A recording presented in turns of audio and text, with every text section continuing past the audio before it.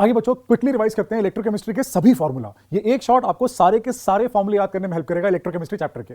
पहला फॉर्मूला है e cell बराबर e reduction potential at cathode minus e reduction potential at anode. This gives EMF of the cell. आप इस फॉर्मूले के अंदर ये चेंज भी ला सकते हैं। We can use this relation that E reduction potential is equal to minus E oxidation potential, और आप इसको अलग अलग फॉर्म में डिराइव कर सकते हैं। दूसरा फॉर्मूला है बच्चों डेल्टा जी बराबर minus n into F into E cell. Gibbs free energy of a cell का फॉर्मूला है। यहां पर एन है नंबर ऑफ इलेक्ट्रॉन्स जो एक रिएक्शन में इन्वॉल्व है, एफ है फैराडेज कांस्टेंट और ई सेल है सेल का ईएमएफ।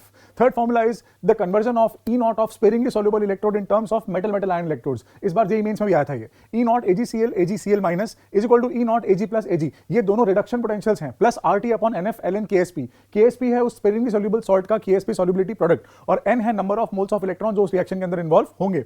अगला फॉर्मूला है Nernst equation E cell equal to E naught cell minus 2.303 RT upon NF.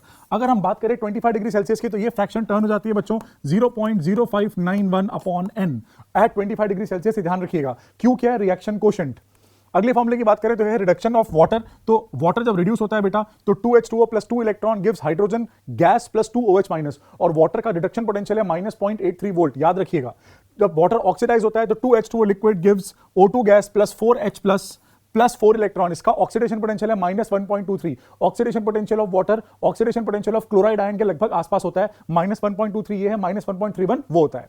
उसके बाद बात करते हैं फैराडेज फर्स्ट लॉ की, W upon E equal to Q upon F, और Q को हमने लिखा I इंटू T। यहां पर W है amount of substance discharged, E है उसका इक्विवेलेंट वेट। अगर W ग्राम में होगा तो E होगा ग्राम पर इक्विवेलेंट के अंदर। Q is charge, F is Faraday's constant, 1 Faraday equal to 96500 coulomb. यहां पर करंट को आप डालेंगे एम्पियर में, टाइम को आप डालेंगे सेकंड्स में, और यहां से आएगा आपको weight of substance discharge eight N electrode.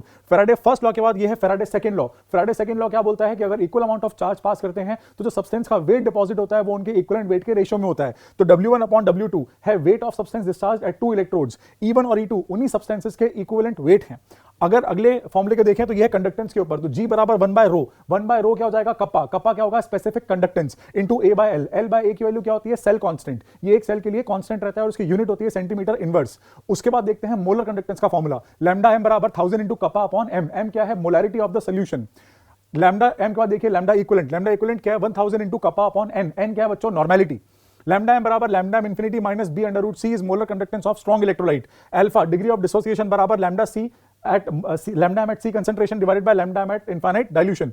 बात करते हैं स्पेरिंगली सॉल्युबल सॉल्ट की मोलर कंडक्टेंस की, तो वो है lambda m infinity is equal to kappa into 1000 by s, where lambda m infinity is its molar conductance and s is its solubility. Last formula है temperature coefficient of a cell जो कि बराबर होता है delta s upon nf, where delta s is entropy change, n is number of moles of electrons and f is Faraday's constant.